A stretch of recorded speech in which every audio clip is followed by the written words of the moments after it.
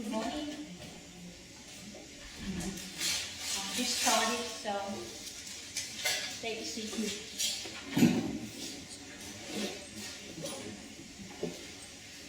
This is my program for this morning. I thought it nice to start and introduce myself, so personal note here. And I'll quickly take you through the organization of Mensa the Netherlands, because the development in my country will lead up to my main topic for today, and that's organizing an annual gathering and managing volunteers. With organizing the annual gathering, I'll take you through the history and the way we do it now, and managing volunteers is very much in development in my country, and I'm engaged in that development. Okay, me and Mensa. I'm 48 years of age. I'm a single full-time working mum. I have a son which will turn 18 coming Monday, so I'm also organizing a birthday party somewhere back home. I've been a secretary, management assistant, personal assistant, whatever you want to call it, I don't particularly got throughout my working career. It's a job I like. I like helping out those managers doing their job properly, and I also think it's a job that's very manageable.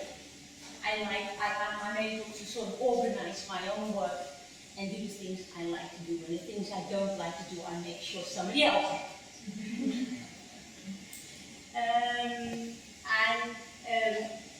The way I got connected with Mensa is this guy.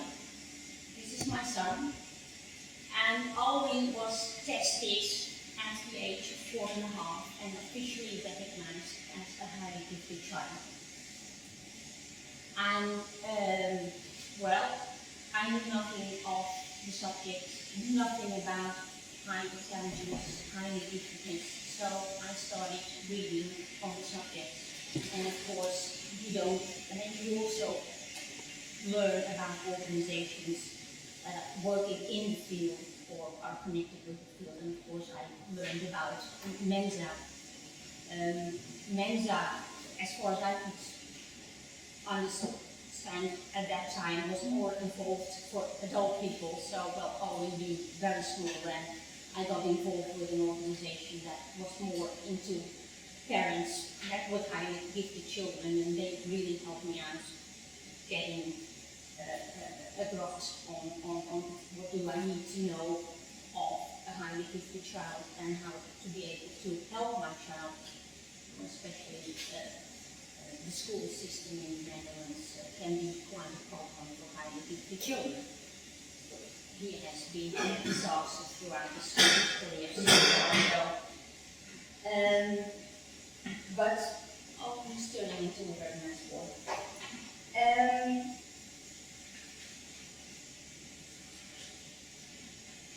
In 2002, somewhere between Christmas and New Year's Eve, there was an article on Mensa in a large daily newspaper, and it was about the coming 40th anniversary in 2003. And in the article was a home test included, which I decided to do, sent it in, just at random, got invited for the real test.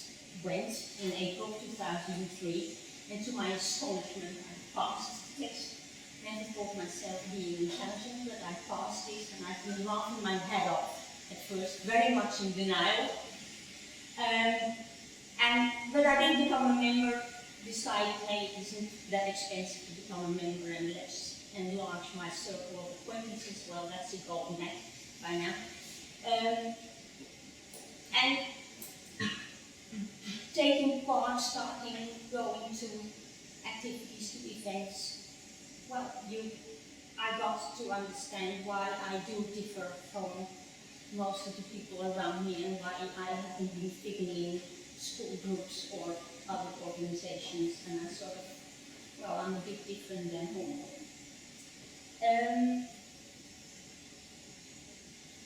At first I just was consuming Mensa, But well, if you are a secretary and that gets known, then you're automatically very soon asked to help out in events, volunteer, can you do this or can you do that? And I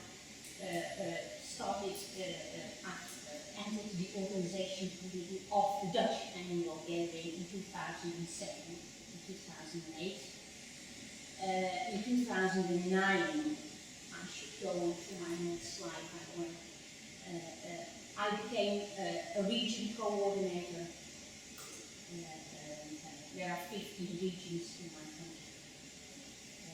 And as per January this year, I am chair of a newly formed volunteer academy committee, which is part of the development on managing volunteers in the moment. Okay.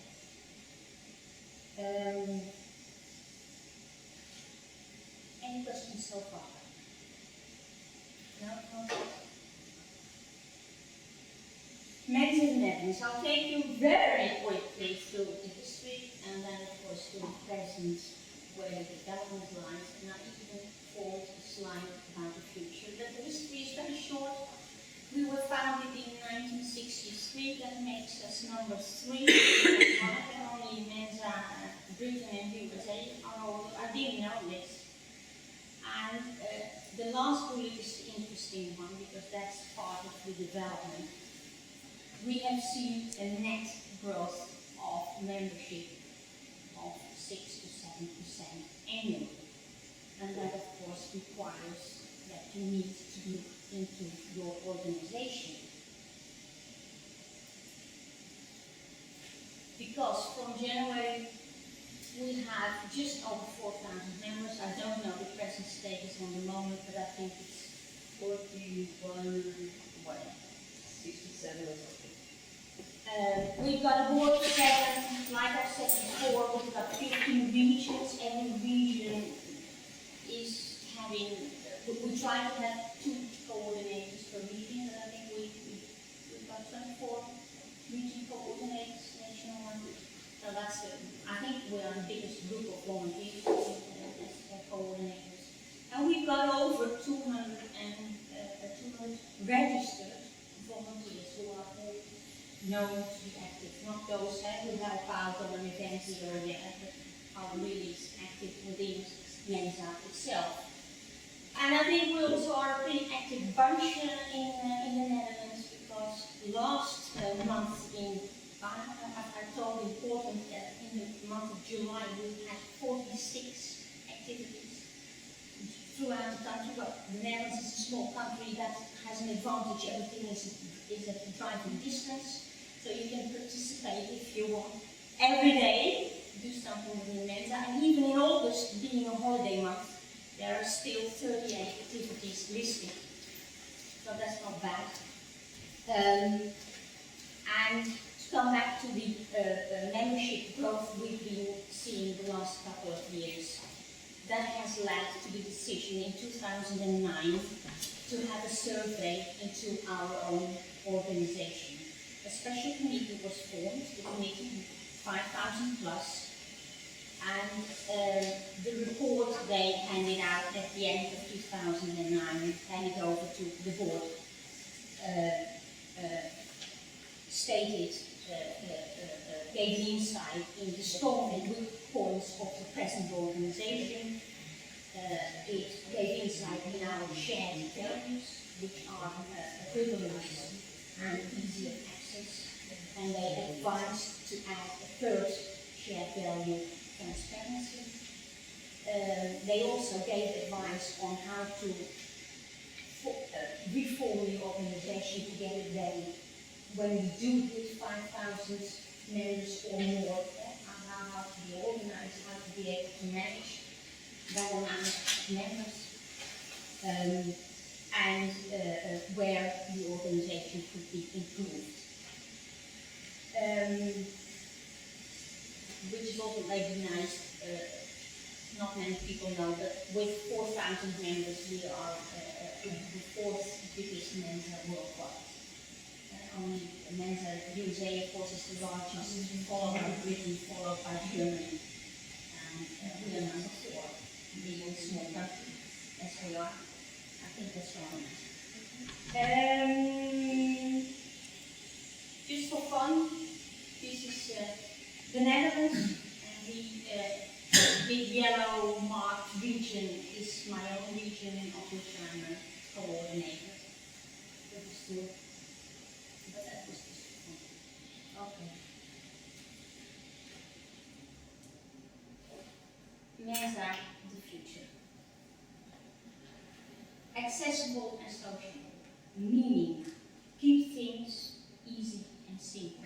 And we, next to organizing large events like weekends, we also like the very small events with only a few people attending, but in a private and safe environment, helping out others within our own Mensa. That's something we do want to keep. That's the extra added shared value, transparency, transparent in organization, internally, externally, in leadership, decision making, in communication, again, internally, externally, and also in style as to responsibility and accountability. And then making the total picture, this is Mensa the Netherlands, not only externally, but also internally. This is Mensa, this is what we do, this is what we stand for, and this is how we do things. Flexible. Becoming a bigger Mensa doesn't mean that you need to lose your flexibility. Keep an open mind as to and to see possibilities. Stay alert for changes, for wishes coming from the members, and keep an open eye for changes. And last but not least, what I like very much myself is be proud. I would very much like my members to be proud being a member of Mensa, but also as an organization be proud. I think that will help to feel a part, wanting to be part of Mensa. So you'll remain a member, you won't leave.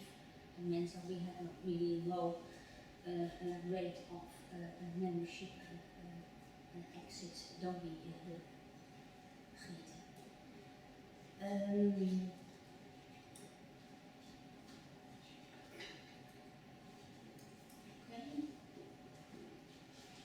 Any questions so far?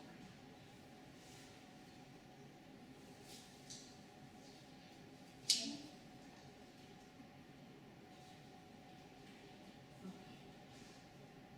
The history of, we've got some development going on by organizing our Dutch annual meeting. And that's where my own experience lies. And as for this year, we have a different setup of how we've been organizing our AG. The October weekend was recognized as our former Dutch annual gathering. It's a very old weekend, I don't know, but it goes back many years being organized. And like any AG you probably go to worldwide, we've got our lectures, we've got our workshops, we've got our events, indoor, outdoor.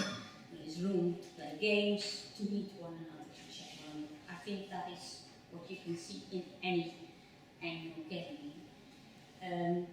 But also a part of the history of an AG, we've been having an annual meeting members day, organized somewhere in July, only an afternoon, totally free of charge, just a possibility national-wide for members to come to and to meet, one lecture organized, one workshop organized, and having a drink afterwards. But it's also a part of, so we've been having 2 annual gatherings really in the past. And if you look at how we organize and Edwin Gateway. Then we go to my experience, and I'll take you quickly through the one I've done in 2007, because the October Weekend is still being organized. It's the largest event in my country organized. And we always have a theme to the October Weekend. And on that, in 2007, we chose energy, and all the workshops and lectures are addressed to that topic, to the theme. And this is something I'm going to read out to you, because I've tried to memorize this, but I couldn't, so I'm just going to read it out to you. We had a lecture on the energy supply of the location. We were having the AG. They were already pretty green in how they were getting their energy flowing. And they gave a lecture on how they were doing this and a guided tour, so that was a nice one to start off as our pre-activity on the Friday afternoon. We had somebody talking about saving energy at home. We had Shell in talking about the evolution of road transport fuels, so that was a nice one. We talked about lightning, thunder and lightning, which is also some kind of form of energy. And we also had somebody talk about energy in the Korean, and that was in combination with being highly sensitive. That was also a nice one. And as to workshops, we had some Tai Chi and some salsa and some Zen and some yoga, all different forms of energy you can think of and you can translate into an activity. But it's nice to work on theme. I haven't seen that on another AG. We always, the October Weekend, you work with theme? Oh, okay, well, that's good, but I haven't been to Mexico. Not yet. Not yet, I will, don't worry. I think it's a nice way to organize a weekend. You just focus on your theme and get your lectures in on that theme, and energy was really a very nice one to work on. We had over 200 guests, so that's really the largest event we organized. And something else I would very much like to share with you is expect the unexpected. We had people who were going to have a presentation who didn't turn up, but luckily that we had a backup plan for, so we had something else. We were able to present something else. You always somehow get people turn up which haven't pre-registered and still think they have a cheap room available and you're sold out. That's always a nice one to handle. I don't know why, but well, this one worked brilliantly, but I usually have trouble with beamers and getting your presentations out, so that is something we've been checking out. And the one we didn't have a fallback on was we thought of how, as an organization committee, were able to communicate during the event, finding each other in a quick way. And well, we all had cell phones, so we had our numbers in our cell phones. And then it turned out that at the location, we didn't have any reach. So we couldn't phone one another. We'd be running around trying to find one another throughout the event like mad. This is something we didn't see beforehand. Well, I don't think we could have. In my country, you expect that your cell phones work throughout the country, but at that location, and I think it still doesn't. No, it still doesn't. It hasn't changed over the years. So.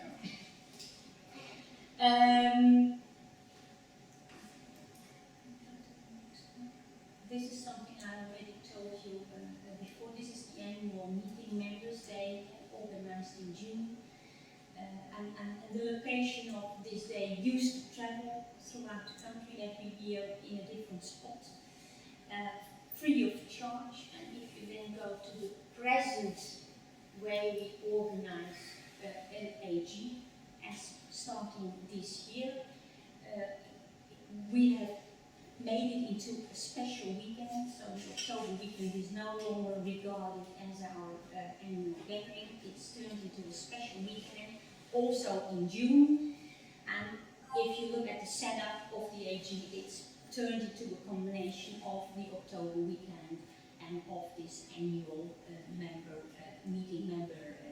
members' day. Because, of course, when you organize a weekend, you get lodging, and that means people have to pay up. But on the Saturday, there is a part of the organization of the program, which is still free of charge, so free accessible. Because we think it's important that the members are able to come and do not need to pay for going to an annual gathering.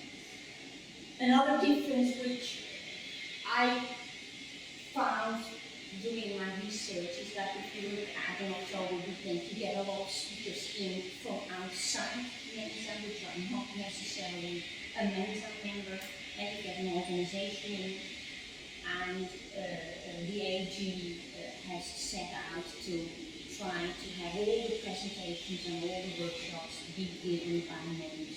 So there were also some outside speakers in, but the main goal is trying to get members do their own presentations. This is a nice one. I couldn't do, this is just an overview of the program. And they had a guided tour, they had a fancy fair. Well, they ordered the workshops again, lectures. They organized a movie night, and there was also a brainstorm organized. So, and I think I wasn't able to attend the AG this year, but there was a turnout of 120 people for this first time, so that's not bad for the first weekend ever. And this is a slide which is new. I couldn't do this when I had my presentations done at AMAC in Portland in the United States, because now I was able to compare the American annual gathering, the European annual gathering, and the Dutch one. And if you look at the activities, the Dutch AG had 19 activities, AMAC had 354, and EMAC, if I counted this correctly, 64. As the program for kids, we always take care of the children attending to an AG, so does AMAC, but I haven't seen anything on the program here for EMAC. If you look at the setup, EMAC and the Dutch AG have a break in between. EMAC only has a lunch break and a dinner break, nothing organized in the evening.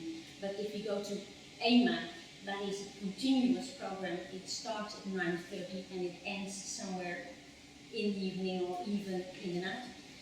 And so you miss out on lunch or on dinner, as I have done regularly, because you're there, you want to go to a certain lecture or program, and you just miss out. We even have coffee breaks organized in between. We just have a block of activities for an hour and a half, and then we have a coffee break. Everybody goes back to hospitality, gets a drink, and then goes back wherever they need to go to a workshop or a lecture. I think I love it like our system, because you also get a connection with everybody, and you get the possibility of sharing what you've just been in as a lecture. Another advantage is that if one lecture turns out to be longer, no problem. The next one still takes some time. No, exactly. Your scheduling works out nicely. You'll have some room to need some more time. Now, if you look at the numbers present, we had a turnout of 120 this year. AMAC had 2,000, but well, had around 56,000 American. Yeah, about that. 57. 57. And EMAC had 350. And I made some comparisons. If you compare the Dutch AG with EMAC, you see a tripling in the activities as you do in the participants. If you compare the Dutch AG with the American one, you have an 18-fold in activities and in presence a 16-fold. And EMAC comparing to AMAC, that is in 5-fold as well as activities as in the number of people attending. I thought this was nice to show as an overview. Okay, any questions on AGs still? No? And coming back to the development in Mensa the Netherlands, with the membership growth and the change in the organization of Mensa the Netherlands, which is being put into effect in a 3-year program, isn't it, part of that has been the forming of a special committee to execute the policy on managing volunteers. And I'll go through the present status of our managing volunteers, and I will tell you what the duties and challenges are of the volunteer planning committee. And I've put here a brainstorm because maybe you can help me out in sharing experiences with volunteers in your own country, which I can take home with me. Okay. We have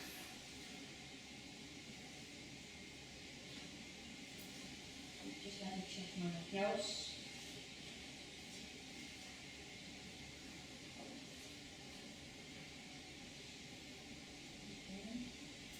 If you look at volunteers, most tasks, jobs,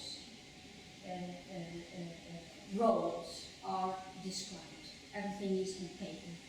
As a region coordinator, I can go on my membership site and just click over the document, hey, this is what I need to do as a region coordinator.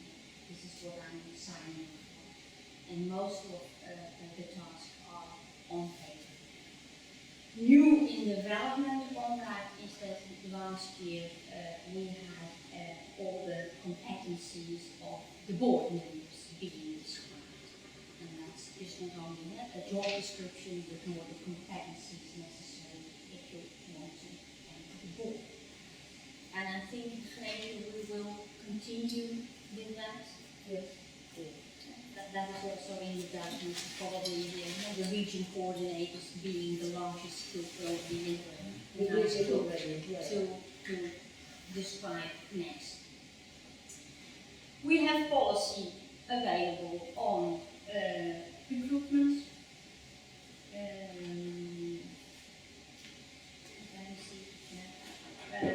meaning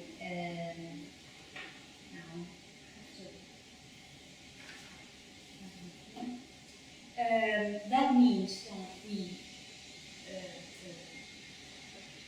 that in the Netherlands it's usually if a volunteer wants to stop,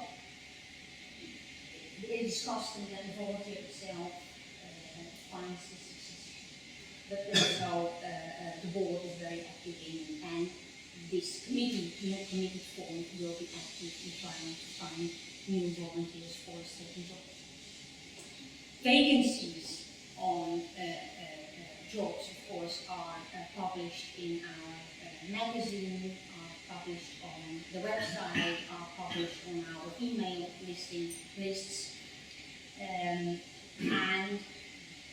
especially for, I think, board membership and region coordinators, the selection procedure used is also a kind of introduction program at the same time. So we try to make sure that if somebody signs up for a certain job, they know what they need to be doing.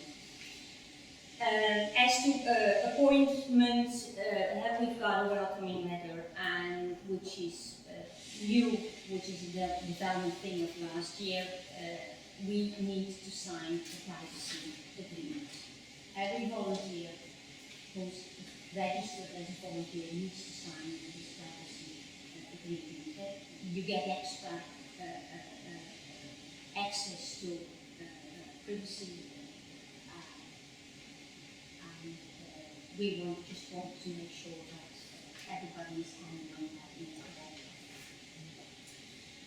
way. As to rewarding the prizes, there are a huge amount of awards being given out at AMAC last month.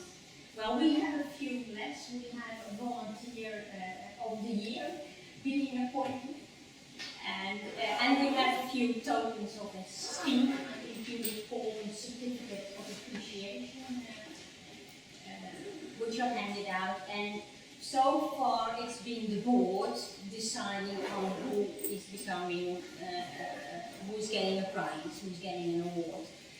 And a new development in that is that per next year, a committee, a jury will be formed, and the jury will decide. So that's an independent jury, and they will decide, and there will be an award. A prize.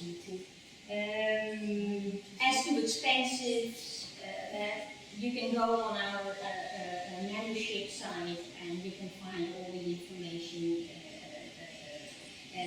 the rules on expenses, and what you are allowed to declare in this form you can print out at home, or you can use this, and you can mail it and declare your costs if you are involved in it. And the last one, motivating volunteers, that is done through interviews. I'm had one just taken recently, and I believe I'm being published in our next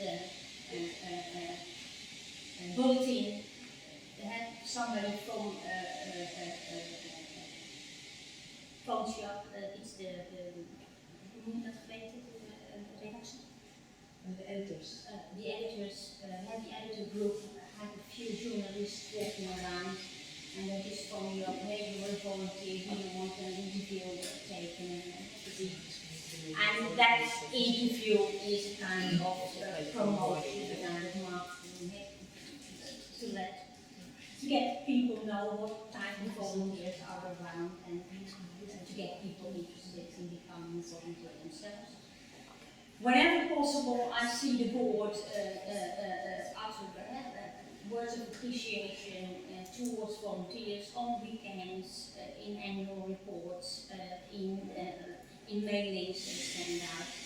The volunteers are always mentioned, and like I've said, we've got our Volunteer of the Year award, and several tokens of esteem. And well, this was our volunteer last year, and I'm pretty active in Mensa, but I think she does twice as much as I do. So this was an award well deserved. Of the Volunteer Academy Committee. Started January last, and I sort of became interested in, and I volunteered to become chair of the committee.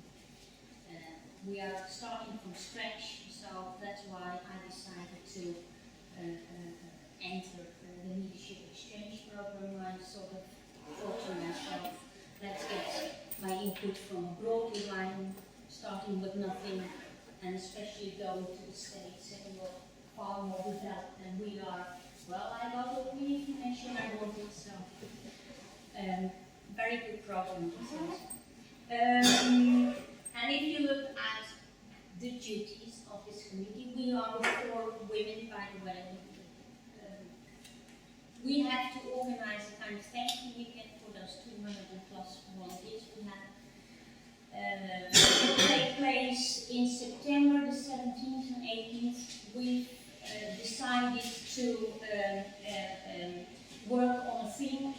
We've chosen communication, and we'll be setting the participants at work in very interactive workshops to make them realize that the way you communicate is important, how you communicate, to whom you communicate, and we hope to achieve that by those interactive workshops.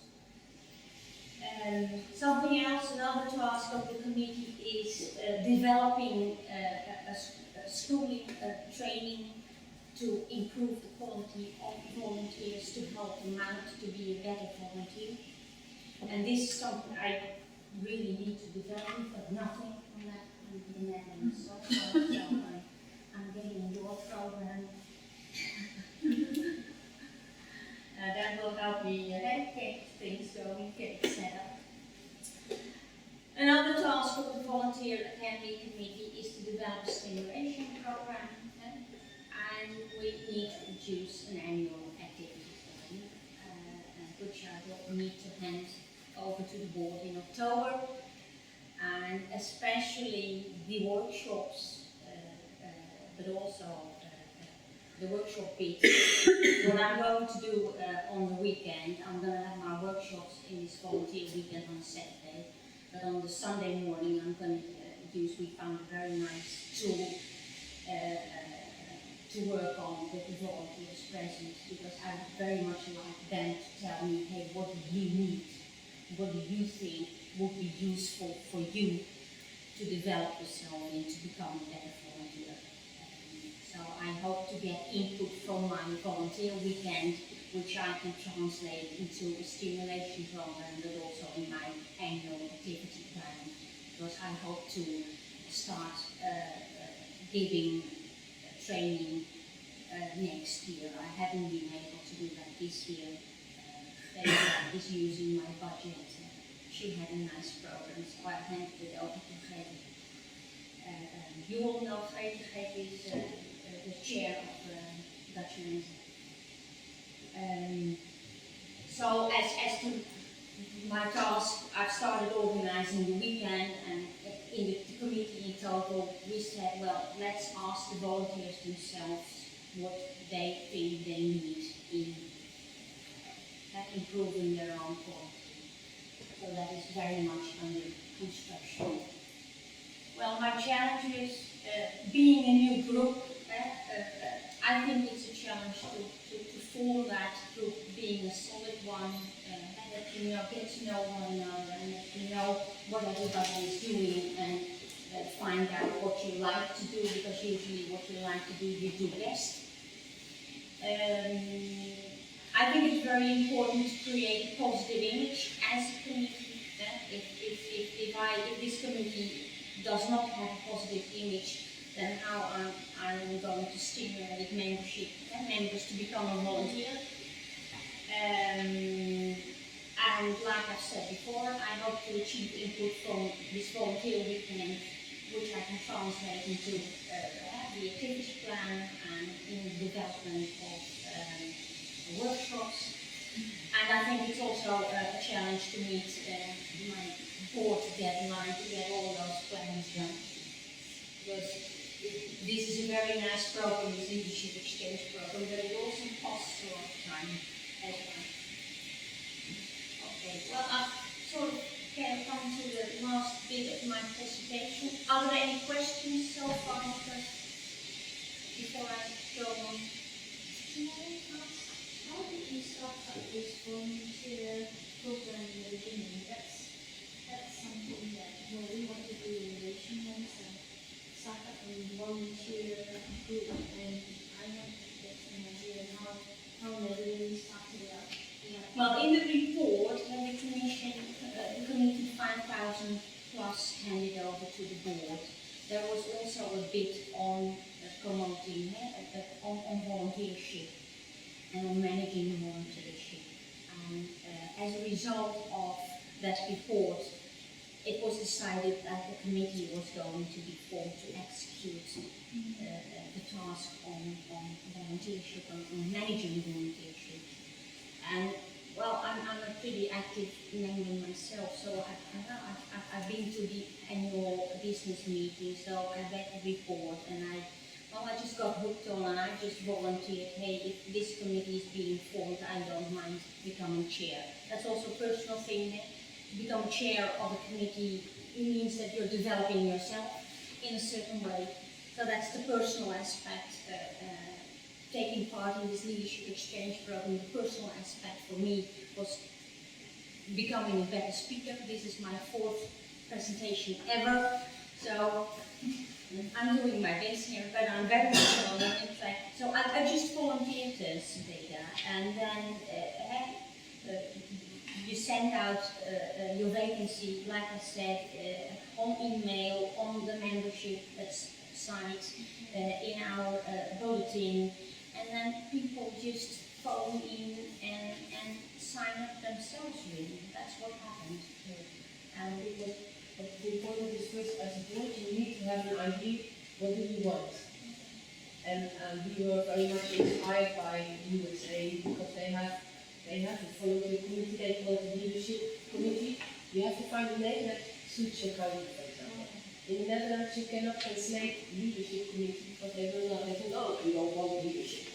So we call it volunteer committee. It's the same thing, it has a different name. So you steal the idea, but you give it a different name. That's and then what we always do, but that depends maybe also on how we describe the task before we look for volunteers. I know that some countries work in a different way. This is just what works for the Netherlands. It is like appointments you make together. This is the task we are looking for people, and then we advertise it. And we did push a little bit to have a good chair because we think, yeah, we can have anybody as a chair, but this should really work, so it matters who is the chair.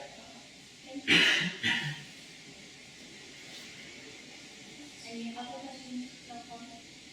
Well, the only thing, because one of my reasons becoming part of this leadership exchange program is get my input from abroad, get those lessons learned in other countries, advice, tips, whatever you would like to share with me, which I can take home with me. And well, and that's on how to create this positive image, I think, which is very necessary, but also how in stimulating or motivating volunteership. If you have anything you would like to share with me, please do so. And also, how do you get quality in a workshop? I mean, you can, I can think of a workshop, but how will you get the outputs in improving the quality of your volunteers? That's something I'm just trying to work out myself as I'm starting from scratch here. So I'm just asking you, is there anything you would like to share?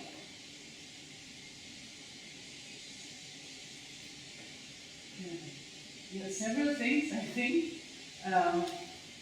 One of the thoughts I got was what I tried. I'm Jenny Åkerman, and I'm new chair of Mensa Sweden. And I've been vice chair for 5 years, and I've had a lot of workshops and presentations. I did a presentation at EMAC in Utrecht 3 years ago called Communication for Nerds. And I got a room for about 40 people, and we had to change the room to the biggest room because there were 120 people or something, and everybody wanted to know how to communicate since I'm a nerd. So it was really a success, and I think the power, the recipe for me is to create laughs and to create that people recognize themselves in order to have fun, because I think we are fun, we are funny, and when we communicate, there's lots of funny things happening that it's just when you realize them, you get relaxed and you can be more creative. I also try to say to my members and my fellow Mensans in Sweden, since the last years when I've been in the board and we try to get volunteers, it's two ways of getting volunteers. One way is, oh, it's so hard, nobody wants to, how could we, please could you help us out with this one? And some people even say that you shouldn't have positions in boards or as volunteers for just for 2 years or 1 year or 2 years, because you have to make it possible to sit for 10 years or 20 years or 30 years, because it's so hard to find new volunteers. So that's one way to look at it. And if everybody communicate that way, of course it gets hard. So the other way to look at it is to create some feeling of competition. Who gets it first? And you're the lucky one. And to create, so you have to really work for get your position, because it's fun. And when I started in the board, I get in the board, and nobody voted for me, because I got automatically in there, because nobody else wanted to be there. So I just, okay, I mean, great, you're in. And then I tried to spread this kind of funny feeling. So it's several other people also feels it's much more fun to have fun than to not have fun. So it's a basic rule. So when we had this election to get a new chair in Sweden, we were 4 candidates, and I can assure you, it feels I'm prouder and I'm happier because I won, especially since the 3 others are very, very good people, and I would be very glad having each one of them as a chair. So the feeling I should have had if I just got automatically voted for, it's a totally different thing. So to create the competition and to make it fun and. But how do you do that? How do you get 4 candidates to the chair? And for other positions, how do you create an atmosphere? I don't know really yet. But in this case, it succeeded. So probably one way is to tell the truth. It's much more fun to have fun than to not have fun. And if we get some competition, so you can just say, okay, we got this volunteer post, anything. Who wants to take it? No one wants. Okay, can I get 4 people to take it? And you don't have to want to have it. Just 4 people with their names, just to start out the competition feeling. I think that's one way. And probably, hopefully, I will have more ideas in a couple of years about these things. So, Share your ideas when you. That's interesting. Next time you will share that. I'll get in touch with you.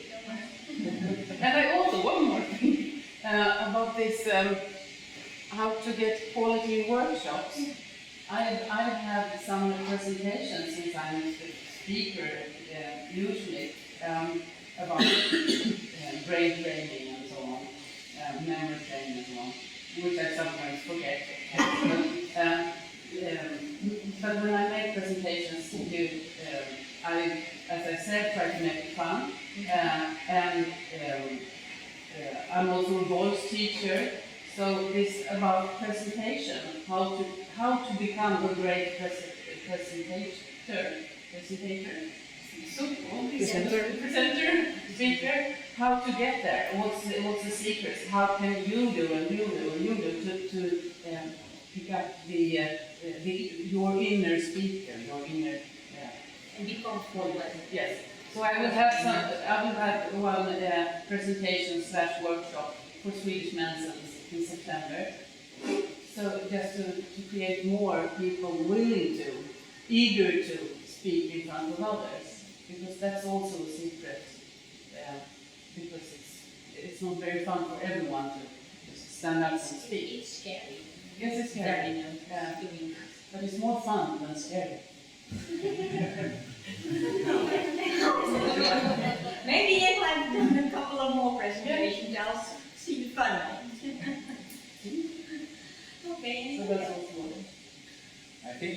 key could be open. You know, if you have like a very close group that is active, and it's hard for other members to see what are they doing, what is going on, how could I contribute, then it's also not easy to get new people. So if you have a meeting of the activists, I would call them, then it should be also open to people who think, well, let's go there and see what they are doing. Maybe I find a certain section where I can contribute. So this is one way. The organization that I'm also a member in, it's a sort of a subdivision of Mensa Germany. It's called MHN, the Mensa University Network, more or less.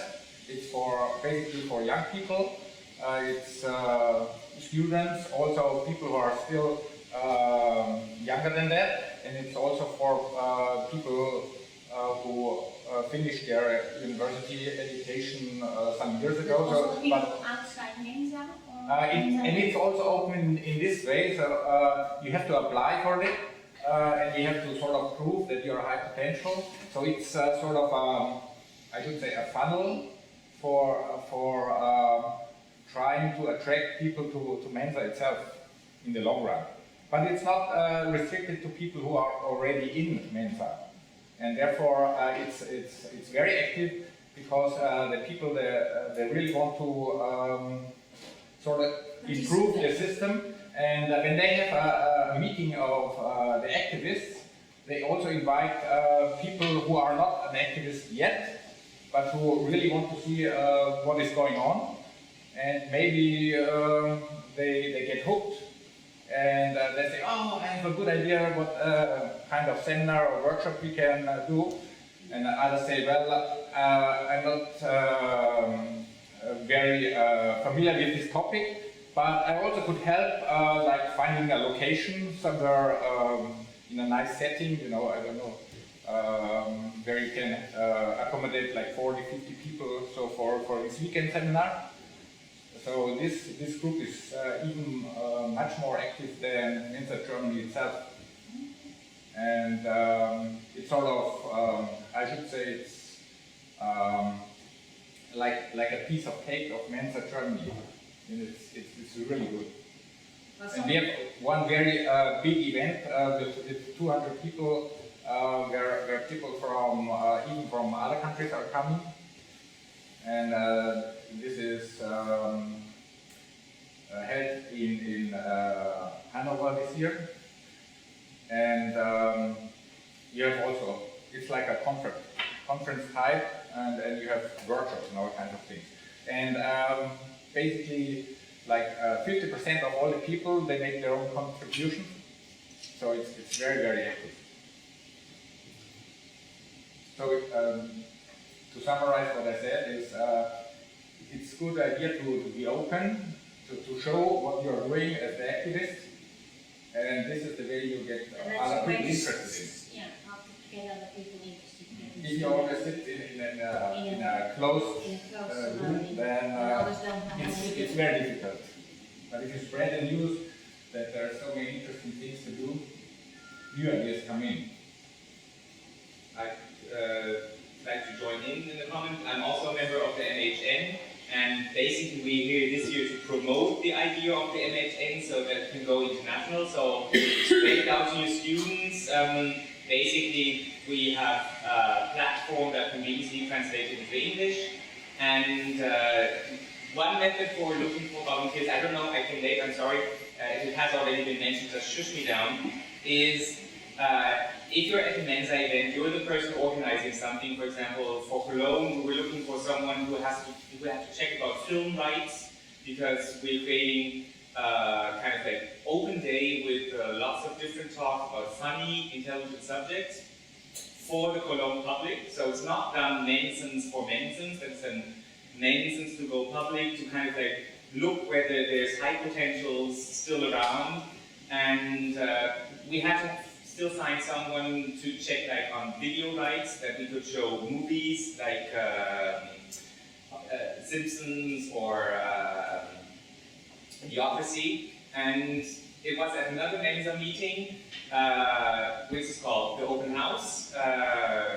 It's done by Andrea Schwellen, who's like the local secretary in Essen. She kind of has a huge house. She just keeps inviting people for parties, and it's kind of like this. It's nice if you're Mensen, but if you're just like possible Mensen material, just drag the people along.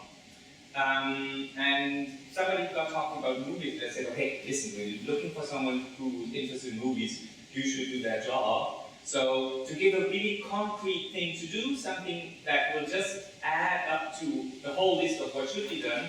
And once people don't go, "Oh, what might I do?" but to have a really concrete commission, they're much easier to be drawn into the team. And that person who actually just like rejoined Mensa back after 9 years was kind of like, he was slightly shocked, yes.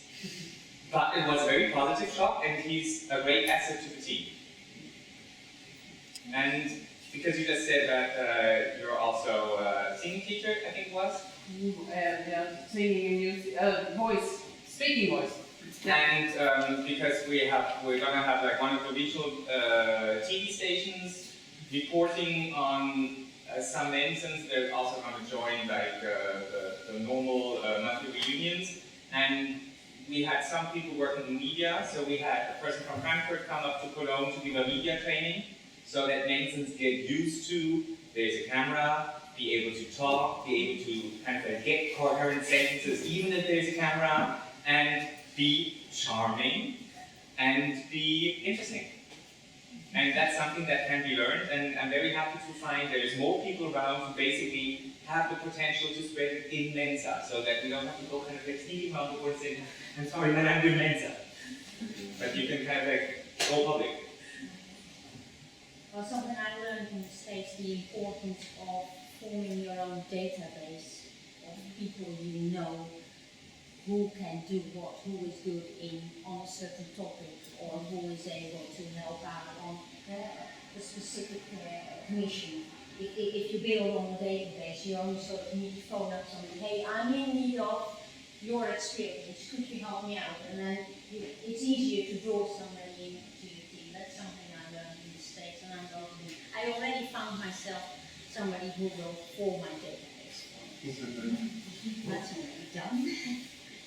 Well, any other? Do you have any exhibitions during the main art exhibitions? As a painter, I thought I had some, I've organized an exhibition called Next Day, and some like painters, and for instance, citizens at the experience. Because I think the problem is money, and how to pay tickets, and how to get to have more people. Well, if you look at our AG, we have a fancy fair, and I think on a weekend we could also, or I think it's never been done, having an exhibition. Well, she asked if we organize exhibitions. Because what you have paid for I'm a painter, and I thought I could sell my paintings, and give, for instance, 50% of the money to Mensa. To have afford to get to have to pay for tickets, to travel for volunteers and members of the LAP, and to artists to have exhibitions and so on. Well, we had on the AG, we had some artwork, drawing and painting. And we had also on the New Year's data section, and there were pictures. Everyone liked it, but nobody sold anything. So. Yeah, but that's maybe also something which people need to get used to. Yeah. And I think selling your paintings isn't your main object, I think, by having your paintings exposed. It's also getting people to know you and maybe say, And also being able to give money to Mensa, because I don't get to sell my paintings.